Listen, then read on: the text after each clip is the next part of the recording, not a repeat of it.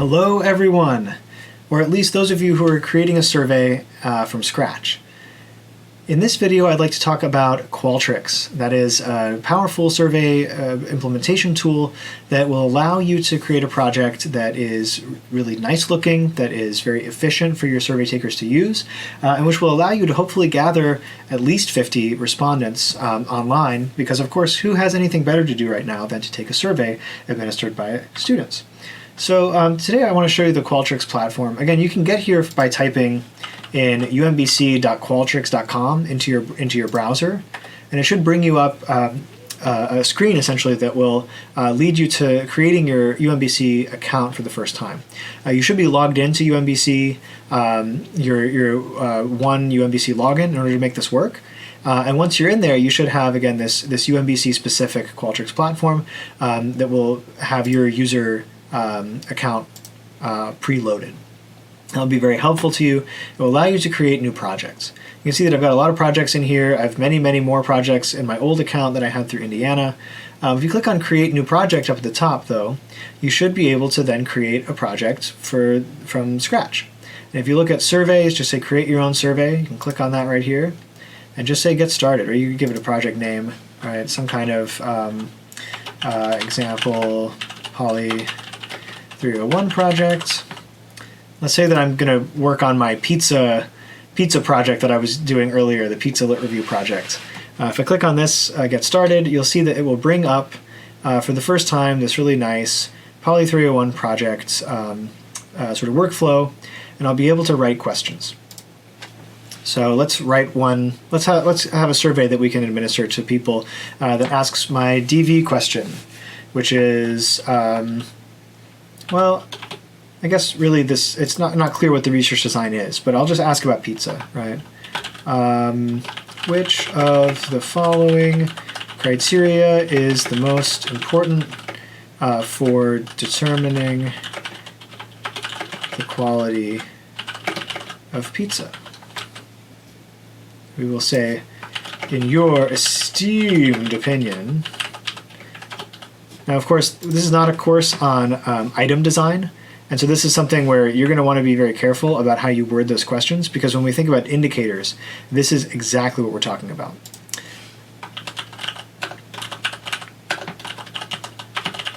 Let's see, I think we said spiciness was this fourth category. We wanted to see if people thought spiciness mattered. You can create a new question. Right, what is your age? We could create a question that's 18 to 30, 31 to 65, and 66 or older, a 3-category age question, etc. You can see that it's very easy to create multiple choice questions. We can create all kinds of other questions as well. You can play around with this. Text entry, which I discourage because it's very hard to use that data. Matrix tables, multiple choice, all kinds of stuff. In your projects, multiple choice questions are going to be the most useful, the easiest to work with. You could also use these like slider scales, these kinds of things, potentially for ranking data or something, side by sides. But a lot of the time, what's going to happen is in the data out side of this, it's going to end up being really like hard to use. So I recommend that you use these almost always. Now, this is a very basic survey. You can use these little buttons. You can press up here, plus, to add text. That might be helpful. Thank you for agreeing to take this survey. Please answer the questions to the best of your ability. All right. And then maybe at the end you can add something at the bottom which says thanks a lot. Really, you don't need to do much more than this kind of thing for this Poly 301 project example. This is going to allow you to get some useful data out of these questions. So it can be very simple. It only need be like 5 questions long, because you're only going to be using those data to perform your analysis to create that data set at the end of the day. The way to distribute this survey is to go up here and click Publish. You can go to Publish. It's going to result in this version being ready to go. and then you'll be able to get a link that you'll be able to share with people. So here's the link. Your survey has been successfully published and activated. You can distribute it using the anonymous link. So if you copy that link, you can post it on social media. You can send it via email to your friends and family. You can plead with people. You can, I don't know, print this out as leaflets and drop it out of your window if you live in a tall building or something, and get people on the street to take it. Obviously, you do not want to be doing this in a face-to-face mode in today's environment, so the online link is actually really helpful. One last thing I'll say is you can also do a preview of the study, so you can take it. You can see what it looks like on mobile. You can see what it looks like in just a regular browser. You can answer the questions,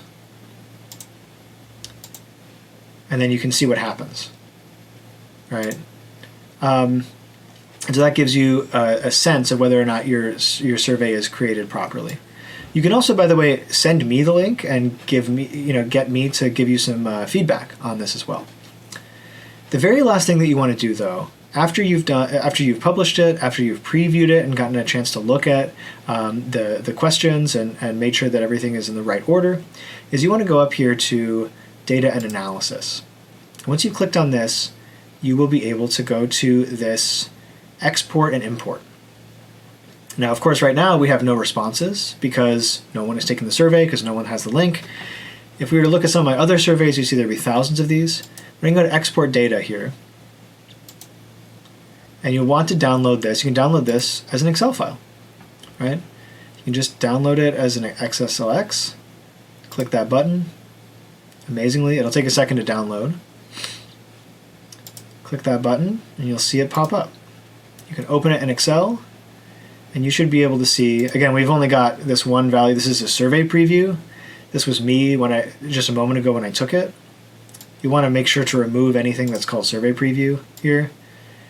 But you'll see that I've got my values here, spiciness and 31 through 65. The answers that I gave are in those columns. Now again, if I were creating my Excel data set using this, one thing you want to watch out for is that these Qualtrics outputs have two top rows. They've got the question text and they've got the variable name up here. So when you're pulling these out, you're going to want to make sure that you just get the values. You can copy these out and you can paste them into your other document, your data frame. You want to avoid having these double, right? This is two different rows here. If both of these rows get pasted in, then that's going to mean that it's going to treat this second row as the first value in your data set, and that's going to become a miscode. So just make sure to just pull down and just pull out the values and just paste them underneath your descriptive variable labels when you get to the data frame creation stage. So really, again, this is a very, very brief, very rapid introduction to Qualtrics, but it's a super easy thing to use. It's a super easy way to design surveys. Play around with it. Let me know how you do and if you run into any potential problems. This will be, again, for some of you who have these very hard to answer, hard to operationalize sort of survey designs, it will give you a chance to create something from scratch that will still be very analyzable for your studies. So good luck, and I look forward to hearing your questions.